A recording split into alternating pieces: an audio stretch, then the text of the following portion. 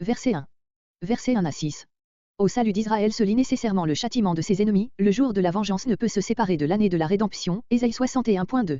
C'est pourquoi nous voyons succéder au tableau du salut, chapitre 60 à 62, la description du jugement des peuples, et entre tout nous trouvons ici Édom désigné comme le premier et principal objet du courroux divin, Ésaïe 63.16. La prophétie revêt la forme d'une vision. L'Éternel se présente au prophète sous la figure d'un guerrier qui arrive du pays d'Édom, où il vient d'exécuter son jugement. On remarquera l'analogie entre ce morceau, du caractère le plus dramatique et plusieurs prophéties de la première partie, par exemple celle sur Édom et l'Arabie Ésaïe 21.14-17, celle sur Jérusalem Ésaïe 22.1-14.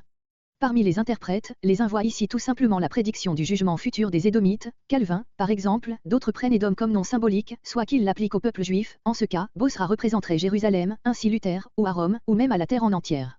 Il est certain que le nom d'Édom, qui signifie rouge, et celui de Bosra, qui signifie lieu de vendange, ont un caractère emblématique, en rapport avec la suite du tableau écu Ésaïe ces sortes de jeux de mots, comparez le désert de la mer Ésaïe 21.1, Doum, Ésaïe 21.11, Ariel Ésaïe 29.1. Mais ce n'est pas une raison suffisante pour dire qu'ici Édom n'est pas Édom. Ce passage doit, selon nous, s'expliquer de la même manière que le passage parallèle Ésaïe 34.6. Dans l'un et l'autre, Édom et Bosra, voire Ésaïe 34.6, note, sont pris au sens propre, mais de telle sorte que leur jugement est un échantillon et un prélude du sort qui attend les autres peuples, Ésaïe 34.2-3, Ésaïe 63.3, Ésaïe 63.6. Édom est choisi par Ésaïe pour jouer ici ce rôle d'exemple à cause de la haine jalouse qui l'animait envers Israël, Ésaïe 34.5, note, haine dont la dernière preuve fut sa joie non déguisée lors de la prise de Jérusalem par les Chaldéens, psaume 137.7. Il réussit en ce moment-là à s'emparer de tout le midi de Juda, qui demeura en sa possession jusqu'au temps des Maccabées, 1 Maccabée 5.63. La réponse que fait le mystérieux personnage à la question du prophète, ne permet pas de douter que ce héros ne soit l'Éternel lui-même, lui seul possède la justice, lui seul a le pouvoir de sauver. Verset 2. Cette question montre que la couleur éclatante, rouge, signalée au verset précédent, n'est pas la teinte naturelle du vêtement, mais l'effet d'une cause extraordinaire. Quand on foule au pressoir. Les raisins étaient foulés dans la cuve par les pieds des pressureurs, ceux-ci cédaient dans ce travail au moyen de cordes auxquelles ils se tenaient suspendus. Le mou s'écoulait de la première cuve dans une seconde, située au-dessous. Voilà l'image de l'acte de justice que vient d'accomplir le héros qui apparaît à Ésaïe. Verset 3. Le sang des peuples broyés a jailli sur lui, comme le jus de la grappe sur les vêtements des travailleurs.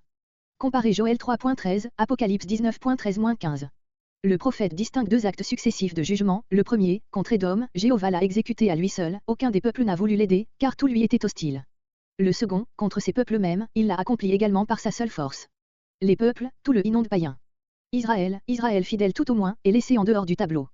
Les pères de l'Église ont en général cru qu'il était question ici du Christ et de son sacrifice expiatoire. Cette idée est absolument étrangère au contexte. Il est très clair qu'il s'agit ici de jugement, non de salut et que le sang dont les vêtements du guerrier sont couverts n'est pas le sien propre, mais celui des peuples. Verset 4. Voyez Ésaïe 61.2 et Ésaïe 34.8. Verset 5. Reproduction de l'idée du verset 3. Comparez Ésaïe 59.16. Verset 6. Je les ai enivrés, la même idée sous une autre image. Dieu leur a donné à boire une coupe remplie de sa colère, voir Ésaïe 51.21-23. Leur sang.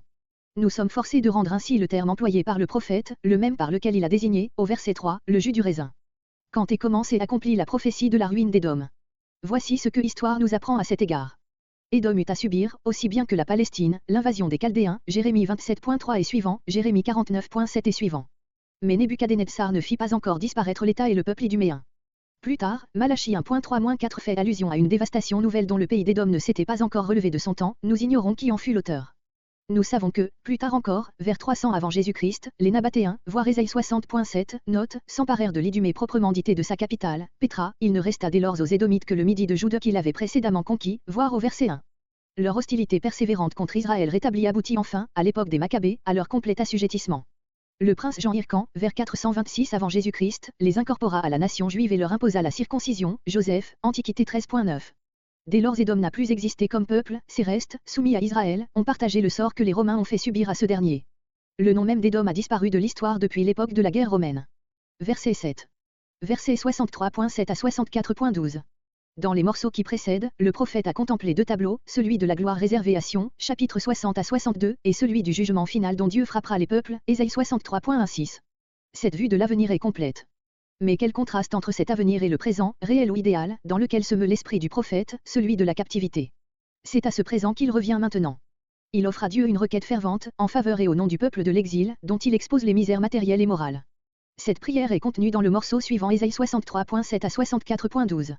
La réponse divine, qui est en même temps l'application de toute la prophétie des chapitres 40 à 66, sera le sujet de la conclusion renfermée dans les chapitres entre 65 et 66. Versets 7 à 9. Ce que Dieu a été autrefois pour son peuple. La prière commence par l'action de grâce, car ce que Dieu a fait dans le passé est un gage de ce qu'il fera dans l'avenir. Le souvenir de ses bienfaits anciens sert de base à l'appel qu'Israël fait ici à sa pitié. Comparez le début du psaume 89. Verset 8. Il a dit, lorsqu'il fit alliance avec eux, au Sinaï, Exode 19.5-6. Des fils.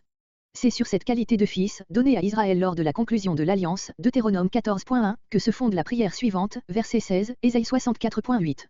Qui ne me tromperont pas. Dieu a traité Israël avec la confiance qu'un père témoigne à ses enfants.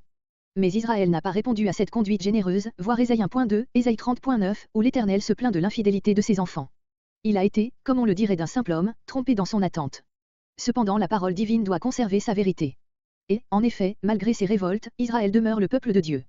Maintenant même, il reste fidèle à sa foi monothéiste et à l'attente de son Messie, et nous savons, Romains 11.12, Romains 11.26, que sa réjection actuelle aboutira à sa conversion nationale, qui sera pour les peuples déjà chrétiens la source des plus riches bénédictions. Verset 9. Dans toute leur angoisse il a été en angoisse. C'est le sens qu'offre une forme du texte fort ancienne, connue déjà de saint Jérôme et admise par les docteurs juifs et par la plupart des traducteurs modernes. Le texte actuel des manuscrits ne présente que des sens peu acceptables. Celui qu'adopte Monsieur Ségonde, dans toute leur détresse, ils n'ont pas été sans secours, fausse le sens des mots. Avec la construction qu'il admet, il faut traduire, dans toute leur angoisse, ils n'ont pas été en angoisse, ce qui n'a pas de sens.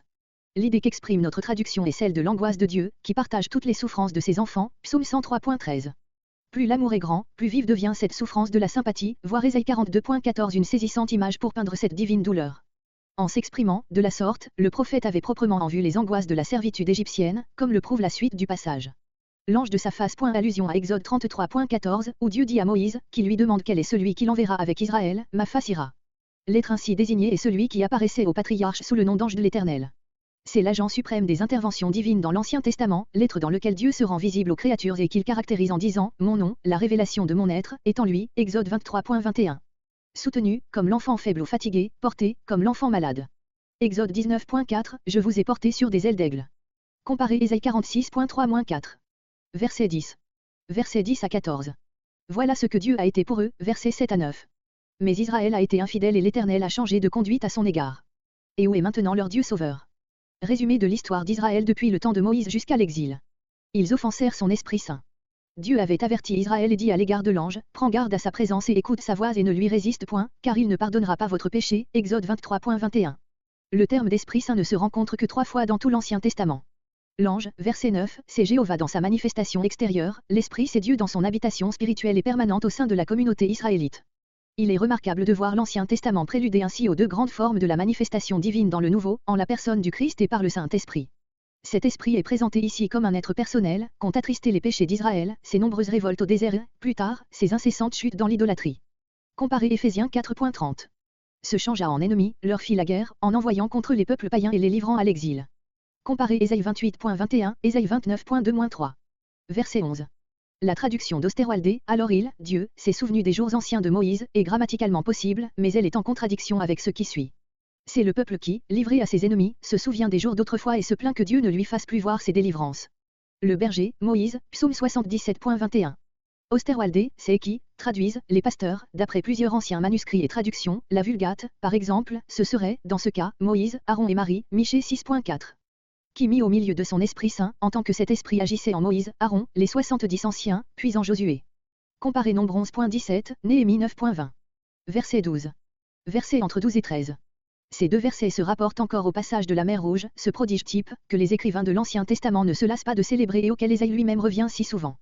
D'autres voient dans les versets 11 à 14 une récapitulation complète de l'histoire du peuple au temps de Moïse, verset 11, le passage de la mer Rouge, verset 12, le séjour au désert, l'eau jaillissant du rocher, verset 13, le passage du Jourdain, verset 14, l'entrée en Canaan. Ainsi Roïs. Cette explication ingénieuse ne se soutient pas quand on sert de près le texte. L'expression devant eux et les mots, pour se faire un nom éternel, ne conviennent guère au miracle de l'eau sortant du rocher, mais s'appliquent bien au passage de la mer, comparé 2 Samuel 7.23, le verbe fendit est celui même qu'emploie le récit, Exode 14.24. Verset 13. Le terme les abîmes s'applique mal au Jourdain, il désigne dans Exode 15.5, Exode 15.8 les profondeurs de la mer, de même psaume 106.9, où l'on retrouve la comparaison de la plaine, le psalmiste a sous les yeux notre texte d'Ésaïe. Verset 14. Belle image pour peindre le voyage au désert et l'arrivée au repos, en Canaan, Deutéronome 12.9, Josué 1.13. Pour la comprendre, il faut se représenter un troupeau qui traverse d'abord une contrée rocailleuse et aride et qui arrive enfin au pâturage situé le long des eaux, dans la vallée. Ainsi, c'est ainsi que tu as agi dans le passé. Et maintenant, ne nous secourras-tu pas? Verset 15. Versets 15 à 19. Israël prie l'Éternel de se souvenir de lui et se plaint qu'il l'ait traité comme s'il n'était pas son peuple. Regarde des cieux. Le tabernacle de Moïse et le temple de Salomon avaient été jadis le sanctuaire où Dieu habitait et d'où il agissait.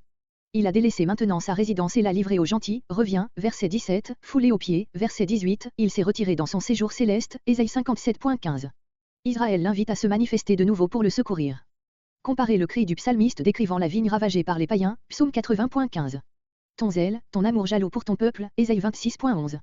Le frémissement de tes entrailles, l'expression de la sympathie la plus profonde, Ésaïe 16.11, comparez-le, il a été en angoisse, verset 9.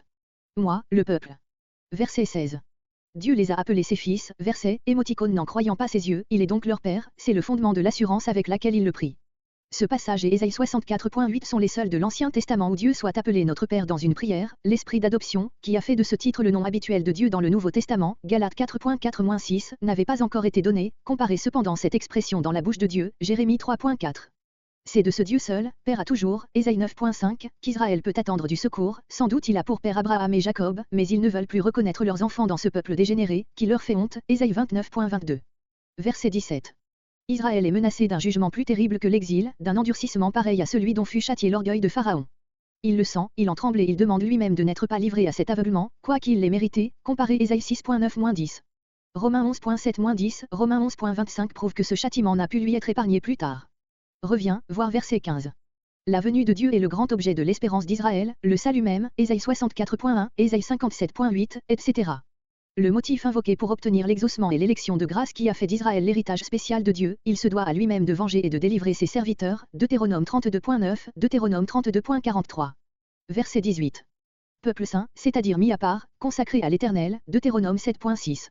Bien peu de temps, en comparaison de la possession perpétuelle qui lui était promise. Foulé aux pieds.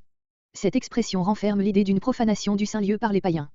Comparez Jérémie 12.10 et la prophétie de Jésus, Jérusalem sera foulée aux pieds par les nations, Luc 21.24, reproduite Apocalypse 11.2. Verset 19. Depuis longtemps, la durée de l'exil. Le temps est long à celui qui souffre. Comparez Ésaïe 59.9-11. Un peuple, ton nom. Israël n'a plus de sanctuaire, son Dieu s'est retiré de lui. Rien ne le distingue plus des païens, il ne porte plus le titre de peuple de Jéhovah, Ésaïe 43.7, car il n'est plus même un peuple. C'est de cette situation désespérée que sort le cri sublime qui ouvre le chapitre 65.